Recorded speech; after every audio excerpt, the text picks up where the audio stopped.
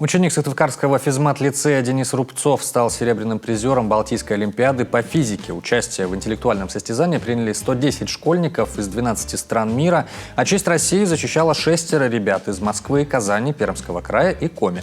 В связи со сложившейся ситуацией в мире впервые престижная олимпиада прошла в дистанционном формате, и помимо решения стандартных задач участникам пришлось даже провести эксперимент в домашних условиях.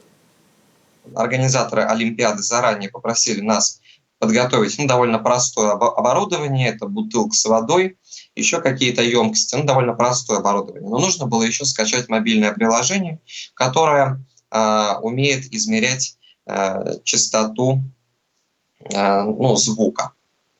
Поэтому даже у нас получилось дома провести эксперимент.